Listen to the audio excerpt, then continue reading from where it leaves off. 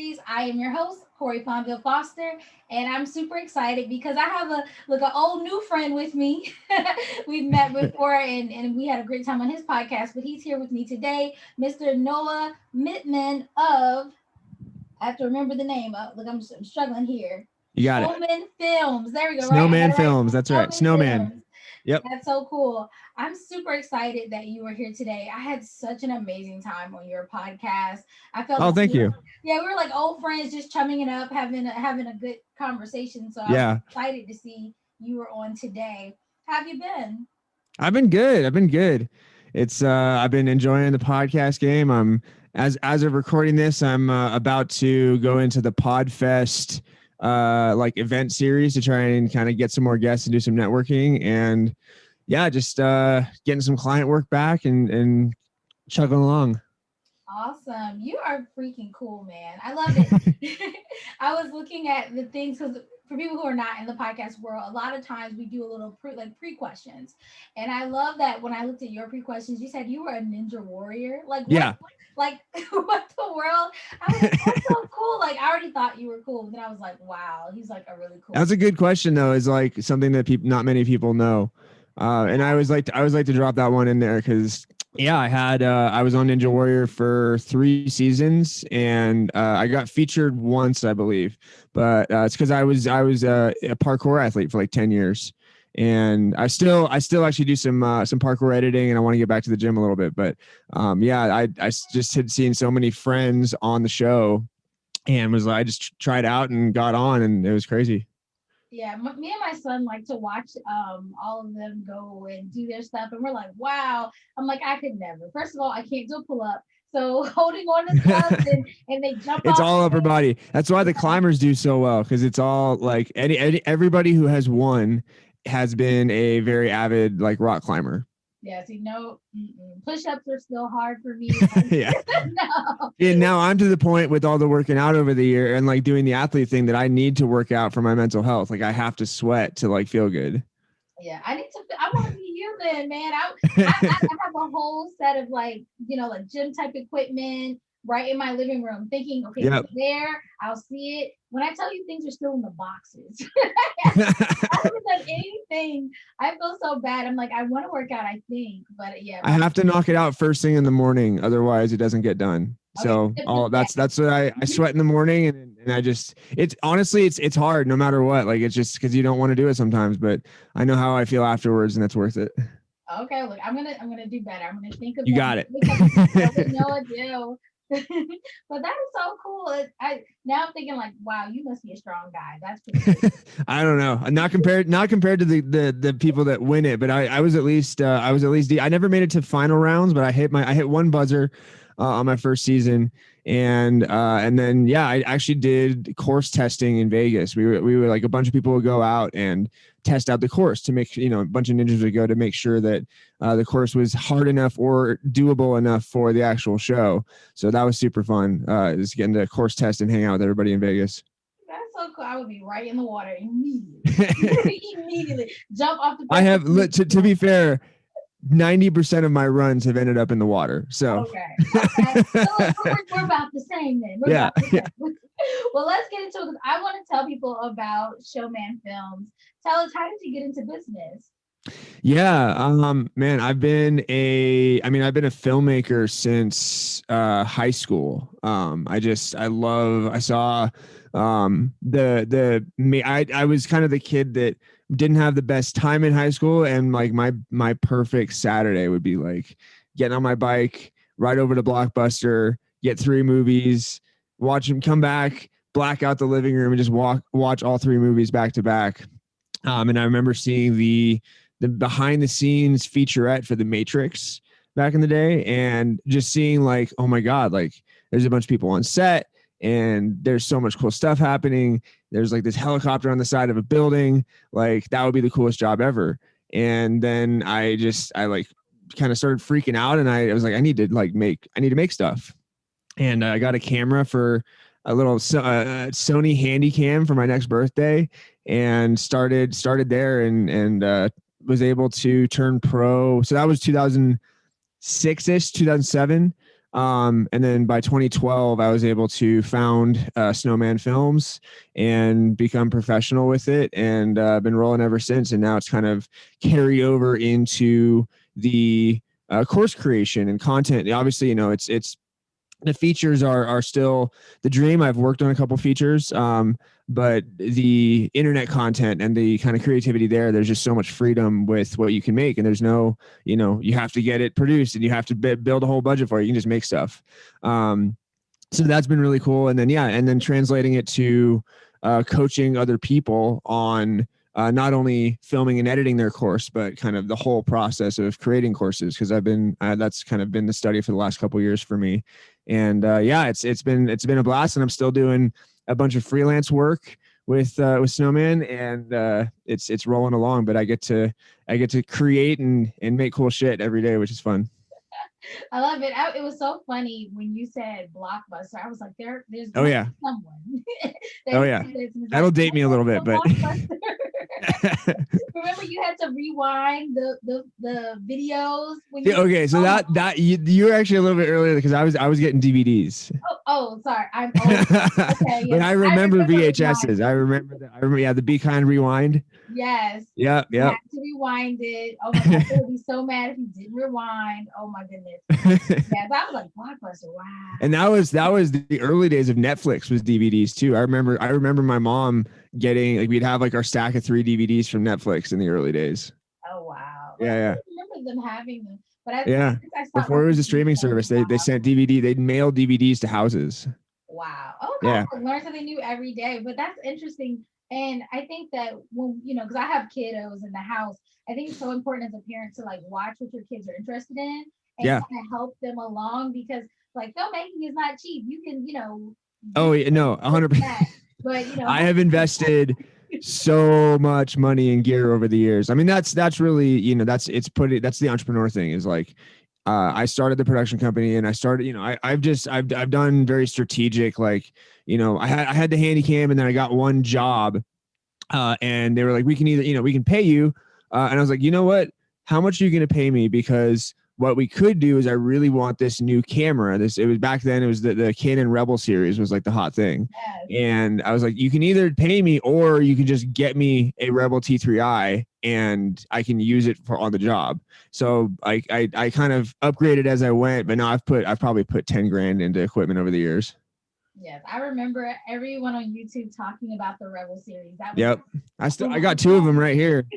I still got them. They're like my backup cameras if my main one stops working. What camera are you using now? I have here. I'll show you. Anybody watching on video, you'll be able to see this. It's a Sony A7 III. Oh, that's pretty. With a Canon lens on it. I got to get a Sony lens because the autofocus doesn't work quite as well with the Canon lens because it has to like communicate between brands. Great camera. I asked my husband, I was like, I really want to be able to take more pictures because I'm in marketing, and I was like, I need to be able to take product photos and take more pictures of myself. And I said, I don't want to have to go out and pay a photographer every time, but I need a quality camera. Mm-hmm. And I remember being like, I just want, you know, it's not going to cost too much. And we went to the store and it was like, oh, it's just, you know, $500, $600. Yeah. No, and it's funny too, because that's some of the training that I give. I'll let people know, like, hey, unless you're willing to spend, call it honestly like $1,500 on a camera, your phone is fine to start with, especially now with, I have the iPhone 11 or the iPhone, you know, I have the 11, the 12 is out currently. The reason that phone costs so much, one of them is that the cameras and the lenses on it are really good. And that's part of what you're paying for. So you've essentially paid for $1,000 camera with that phone. So again, so that costed about $1,500. My last camera was the Sony. I've been a Sony guy for a while now because they're doing really cool stuff. But Canon is definitely stepping the game up. My last camera was a Sony FS700 and I paid, I think, like $3,500 for that. So you're putting some serious money down at that point. And that's even the low end of what cameras get to. Like the cameras that shoot the Oscar winners and like Avengers and stuff, those are hundreds of thousands of dollars of camera. Like they're crazy, but you see, I mean, they're gorgeous, obviously. Yes. And then Yeah. I was sad. I was like, I thought we were vibing, and then you're like, you have an Apple. I was like, no, not an iPhone. I'm a Droid all I'm day, every proud. day. I'm proud Apple. Proud Apple. Oh, Uh, since day one. I guess I'll have to forgive you. Like I have. It's okay. It's okay. I have the final answer right now because of the social media. I have access to Clubhouse. It's gonna eventually have to come over to Android. Maybe. It's gonna come, or we'll just have our own. I told people, they were like, "Are you on Clubhouse?" And I said, "You know what? I am not getting on When it starts Clubhouse. with you know what. Yes, I'm not that is. getting on Clubhouse until they come. They're gonna just have to see me. I'm not gonna go buy an Apple product to get on Clubhouse. Some people have literally done that. I know. People are Yeah. like, I have clients who are like, I went and found like a used Yeah. whatever. I'm like, fine, but Hey, I'm not listen, doing it. it's awesome. It's like it's real-time networking. It's crazy. Look, moving on. So Moving who are on. the people that you serve typically? Who are your target clients? Yeah. So again, I have the kind of the filmmaking thing going, and I've with the pandemic happening, there's less in-person video production, so I've really switched my focus to coaching and video editing for people. So my ideal client is a first-time course creating solopreneur. Somebody who's getting into the online course creation space, who has an idea or is somewhere in the process and needs help with getting published and getting promoting and getting their message out, because online courses is the future of where education is going, with colleges being so expensive and everybody being at home anyway. Like, and now I feel bad because like all these kids are in college classes and they're just on Zoom. So like you're paying thousands and thousands of dollars to sit on Zoom, like just take an online course for a couple hundred, like for way less, dear God.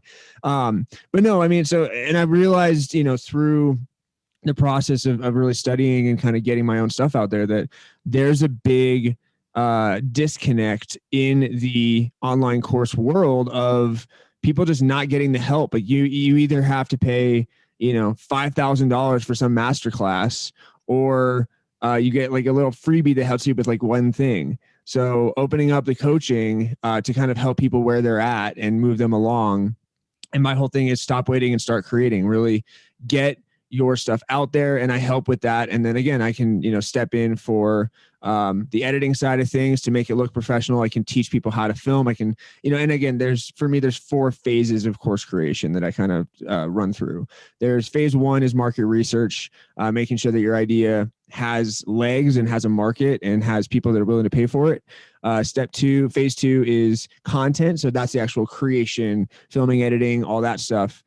Phase 3 is technology. So getting your course up on a platform. I really like Thinkific. I know we dived deep on that last time. Oh my God, you opened my eyes so much. That was great. Thinkific. And so, getting it up, getting it published, getting your funnel going, getting your whole, getting the systems ready for the traffic that you're going to push to it. And then phase 4 is promotion. And that's getting all the traffic, building it, making money with it. And promotion is really, once you're published, promotion is your full-time job. Promotion is what you do. Like, people think that you just publish a course and then you're a millionaire. No, you got to work and push it and talk about it and do that for a very long time. Anybody who's very successful in the space has been doing the promotion thing for years and years. And that's really where you get the success. And that's where I want my students to get that success as well. I think that's amazing, because we talked about, I went through the process and made my first course. Yeah. And I think that it would have been a lot less stressful had I been like, oh, let me reach out to someone to help me. Well, no, and it helps the learning curve, and it helps the time and effort and / money that you're putting in, because you don't know. And just, I like to, again, I would call myself at about a level 7 of knowledge on online courses. I would only say I'm at a level 10 if I was a millionaire with it. But again, I think that is the, like, it's not even the 1% of creators. I think it's the 0.1% that are just killing it. And that's all the ads that you see. But I can help 0 through 6 in knowledge level get to where they want to go. And I think that there's a lot of, especially in the last year, man, there's just this wave and this this kind of revolution of online course creators and podcasters as well, that are getting online, because online is becoming the space, and it's gonna, I think, stay the space for this, because this is kind of where it is. No matter what's happening out in the world, you can come online and find communities, and that's where people are hanging out. And because that's where people are hanging out, that's where business is being done, and you need to be a player in the space. Yeah, I love how you were very honest about like you're a 7. I think a lot of people think they can't be coaches or they can't mentor, they can't help other people because they're not this multi-million dollar Right. expert. But it's like, no, if you know more than the next person, then you are now that subject expert to them to be able to help Correct. them along. So that's why I tell people like I do marketing, but I'm sure there's people who are better, yes. Right. But I have prices that are affordable because I am like a 5, 6, You're on 7. your way up. And I think Yeah, I think that's the whole self-awareness thing. That is the exactly. A, knowing that you know some stuff, and B, knowing that it's okay that, you don't need to be Tony Robbins to help people. Like you can get going, you can find your way. And the process, so I'll be very transparent with what I'm doing with coaching clients right now, because I'm probably I've been in the course space for about a year now, really like seriously focusing on it. And I've been in the coaching space for probably 3 months. Because I created my first course, which was filming an online course at home, teaching people how to film a whole course and edit it on their phone at home so they can get it up. And then I realized that there's kind of more help needed than just that section, which is why I kind of established the 4 phases. And I've just been recording my coaching calls because light bulb moments will happen within that. And then I'm going to be building out essentially courses around each of the 4 phases as I go, and doing, that whole process. And then eventually I'll have this awesome masterclass that I can sell for a couple thousand that covers all 4, that literally can get you from an idea to promoting and doing your thing with the course that's published. So it's just exciting. And I think it also, you had mentioned something that's, I'll get it back. There's a quote that I came out that I remembered.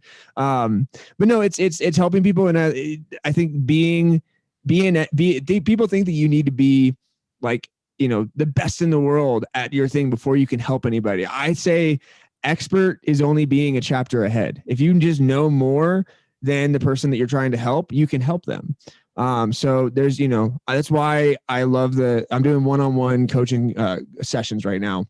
And it's fun because I can literally do custom, ideas that then, because I recorded it, I will be able to put into larger things down the line. And really, I mean, again, I've gotten more yeses from the coaching than I did from my first course. So I know there's some legs there, and I'll kind of build infrastructure around that as I go. Yeah, that is the way to do it. You really, like you said earlier, you can't wait for perfection. You can't wait for Right. everything to be perfect. You have to start eventually. And sometimes just starting and learning and growing in the process is what you need to do. Because I know, like for my e-course, I like it. I'm happy. But as I learn more, I can edit, I can add, Oh I yeah. can change. And that's the thing. It's constantly evolving. That's why part of the content phase and part of the content phase is running a beta test for cheaper or free or at the same price if you want. But that really runs people through the experience, because my whole thing with being a successful course creator, and your course will evolve as it should because you'll learn more, is success means people are completing it and finishing it, not that you're selling it. Success, like that can be, you're a good marketer, but being a successful course creator is that people actually get through it, get the information, and get the result that you're promising.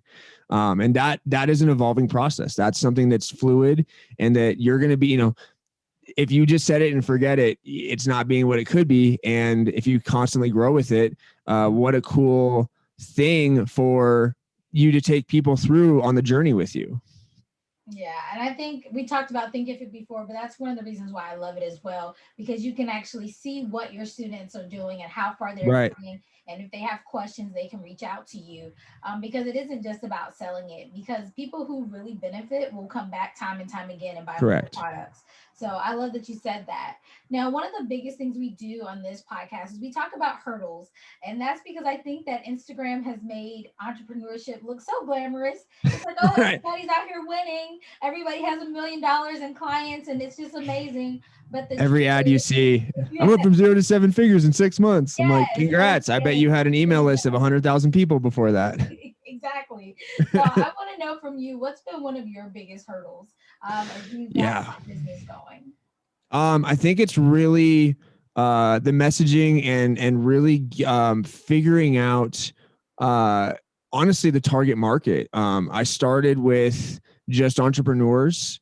And then I started with just course creators with filming stuff. And I think just figuring out really like how, and this is the game that everybody's playing, is how does my skill set and what I'm good at translate to something that people are willing to purchase? And I did a first whole set of courses. I went through the One Funnel Away challenge early last year, and created a bunch of stuff around video marketing. And then I was such a newbie that it didn't sell, and it was cricket. So I was like, okay, back to the drawing board. And then I changed one of the courses within that, the filming thing, to helping course creators, because I was just trying to teach marketing. I was like, oh no, course creators need help. Like that was a big light bulb moment at first. And then again, second light bulb moment was, oh, they need help with more than just filming. They need the whole process. And I've been studying this like crazy, and I'm a fast learner, so I can help people with the process. So I think the hurdle was again, it's the success, it's the making money thing. Like even with the film and online course at home course, I've only made about $1,200 with that, which is it's some money, but it's not going to pay rent. Maybe once. Depends on what your rent is. Maybe once. right. Not up in Evergreen in Colorado. Okay. Yeah, but no, it's just been a journey and a process. And again, just again, finding the market, finding the audience, while not like completely overhauling what I'm good at to like just make the money. Like I really enjoy the coaching. I'm good at it, and I'm constantly helping people with filming still. And I'm still doing filming gigs. So that's been the hurdle. I think that's the hurdle for everybody, is really figuring out niching down enough, because I was too broad when I started. And when you're coming into it and hearing that you need to really choose a niche, and you're like, yeah, but I'm cutting off so many people. Like if I say I'm just helping first-time course creating solopreneurs, that's a very specific person. At the beginning, I was so scared to go that far down into a niche. But as soon as I started doing that, I found my people, and I started to connect, and I started to help, and I started to get sales. So it really does help is really figuring out that niche, and then just going deep on that niche. So like I joined a bunch of course creating groups. I had a podcast originally called Teach Me Video Marketing. I switched the podcast to Create Your Course. I'm really going deep on the trend that I see with course creating. And it's the market is growing like crazy over the next years, and I'm kind of in my spot for the growth and just pushing on it. And I'm excited to see what the next year is going to bring, because I think it's going to be now that I've figured it out. If you know who you're talking to, where to put energy in, what events to go to, all this stuff. And podcasting has been another thing to kind of push that and get into the course creating world, and it's exciting. Yeah, I think you're right. I think, and I say this a lot on this podcast, is don't be afraid to say this is who my tribe is or who I'm talking to. Yeah. Because it doesn't mean you can't take everybody's money. Anybody Right. who comes, you can say, I'll take you.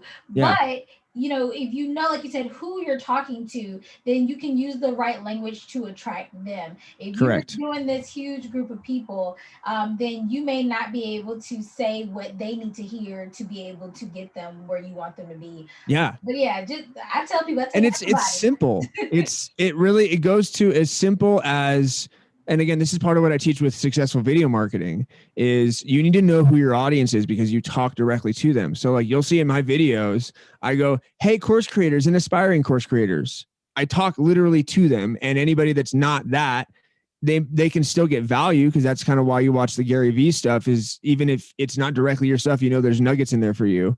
But me knowing exactly who I'm talking to, I can really reach them fast. And anybody who is not, maybe an agency owner, I'm not talking to them specifically. So over time, my people will find me, because I've been, hey, this is who I'm helping. This is who I'm helping. This is who my content is for. That is super, super important. And that could be for anybody. That could, I've seen courses about knitting, and like, hey, fellow knitters or aspiring knitters, like knowing that that is your audience really dictates what you're doing online. Yes, I totally agree. And we've given a lot of nuggets here today, but I want to ask, if there is one tip you could give to a new entrepreneur, what would that tip be? Oh, man. I would say really know that you love what you're doing. It's the reason that I think I became an entrepreneur, and that so many become an entrepreneur, is that we're not built for 9 to 5, and we have a passion that we're trying to follow and make some money with. But it is, especially in the last year, man, it is one of the hardest roads you can take, because you have to do everything. You do every part of the business. You're promoting, you're doing the actual client work. Like, there's always something to do. So if you're getting into it just for, oh, I can be rich, and I see all, the Instagram flexes that, a lot of them are like taking bank loans out just to, get the Ferrari for a day or something. Like, it's fake. And the real work is hard, and it's very fun, and it's very fulfilling, but only if you are following something that you really care about and that you can talk forever about. Like, I have a Shutter. Hold up.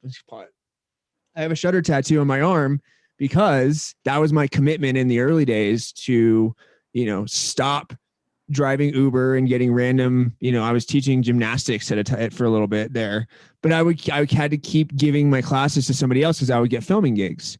And that was what I wanted to do.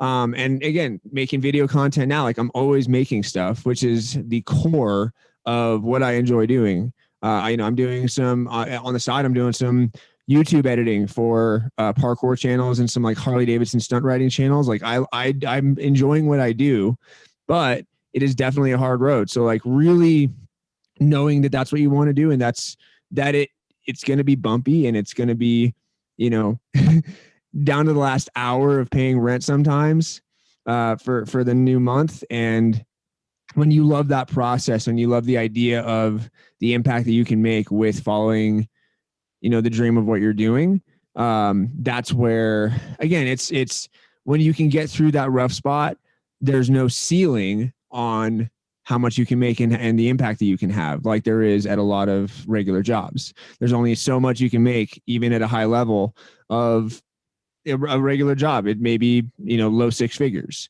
With this, you can break through that, but you have to figure out how to break through that. So big risk, big reward, and it's a roller coaster. And it's definitely not boring. It's not your, as much as you love The Office, it's not the Dunder Mifflin Paper Company that nobody actually enjoys working at that much. It's just a job. This is living life in 4D and all the emotions and the craziness.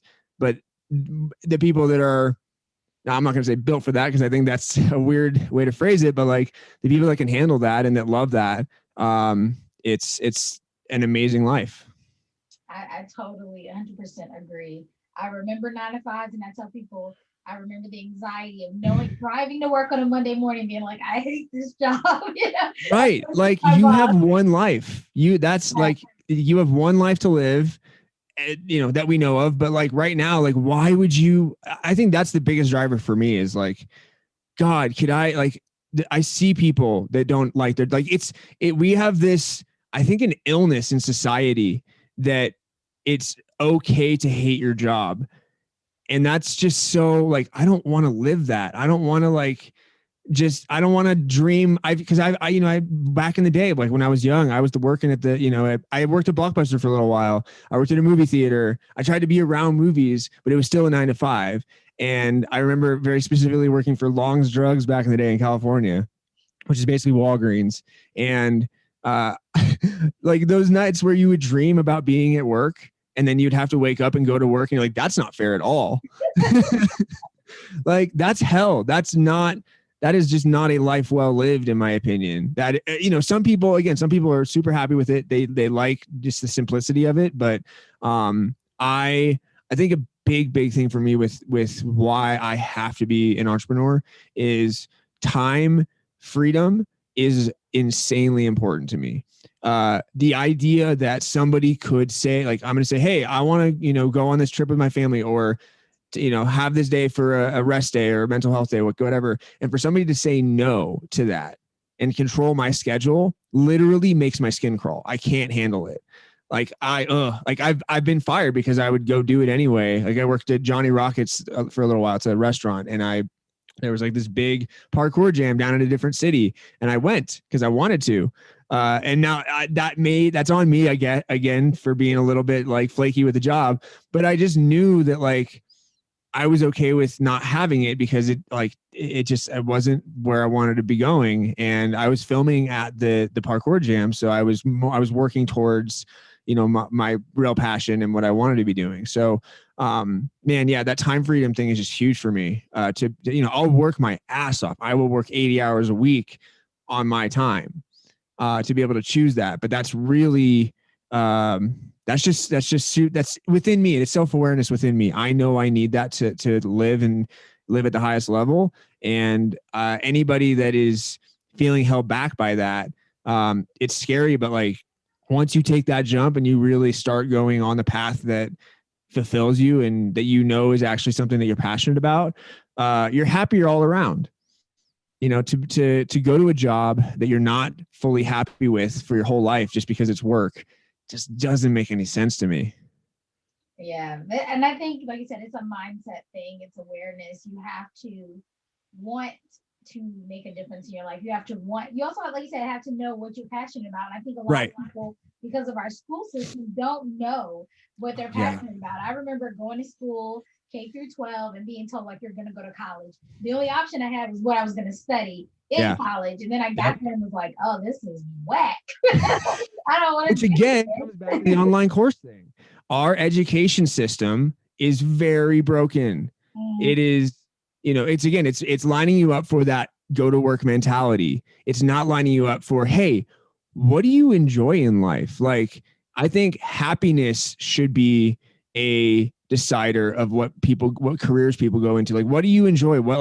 And by the way, I think the go to college and just choose what you want to study there is also bullshit. Cause I'm lucky that I don't have crushing student debt. I'm very lucky. I'm privileged, I would say, on that, honestly, from my family. But like, there's so many people with hundreds of thousands of dollars in student. Yeah. Like that's not livable. That's insane. Yeah. It's so broken. And so I think, taking, and especially like, what was your degree in? I was a psych major. A psych major. Have you used that at all? No, except to realize I'm crazy. That's about that's the thing. You are in crushing student debt for not even a career you're in fully. Like you're not being a psychiatrist and having patients. Like it's insane that people do that. So I think, other than that, it's take some time. Like again, I have 2 kids, so I want them to follow what they're interested in. The way that you figure out what you're interested in is by trying a bunch of stuff. I was very lucky that I found filmmaking in high school, and that has continued to be my passion. I know 50, 60-year-olds that still are trying to find what they want to do, which is fine. But you need to do a bunch of stuff and try a bunch of different stuff out to figure that out of what you want to do. And once you can find that, then you can go deeper on it. And if it is being a doctor or something, like I was an EMT for a while, and that's probably my second favorite thing besides filmmaking. I loved being an EMT. I loved being, helping the medical stuff. But again, the amount of years it would have taken me to get to a point where that paid well was so much where, being creative, the pay got, like, I just make so much more, even with less frequent work with the filming thing. So figuring out what you want to do, taking some time for that. and then investing in that. So like for me with the kids, we're going to definitely save some money to, you know, whether it be a college fund or whether it be they are starting a company and we can help them out with, you know, getting that going and investing in them with what they want to do. But I'm not going to be pushing the college thing. I think it is necessary, obviously, if you need like a certificate or a degree to get the job, like your classic doctor, lawyer, whatever it is, sure. But that route is just not, it's not necessary anymore. You don't need a college degree to get work. And I think that was the big lie. How old are you? What now? Yeah. Now I'm 31. I didn't realize. Oh yeah. So we're the same age. So this lie was told to us, I think, that if you get the degree, if you go to college, you will get a job. Mm-hmm. The jobs weren't there. Not at all. Right? Like what the fuck? Like that didn't exist for us. I think that was the boomer generation. That was maybe the Gen X generation. But not for us. So everything about the coming up through college experience is overpriced and a lie, essentially. And that's why I think the online education space is so interesting and really the future of where things are going, because all of us are now getting a little bit older. Some of us are having kids. We have this now view of life to where you don't have to follow a specific path, because a lot of us are gig economy. We're doing our own thing. We're driving Uber. We're all this other stuff to make money. And I'm not going to be pushing the college thing on my kids at all. So it's what is like and I think we're constant educators of ourselves.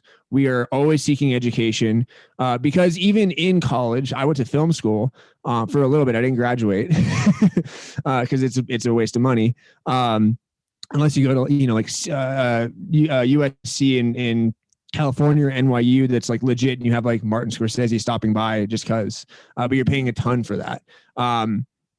We are taking our education online, and I'm going to be pushing my kids to do the same thing.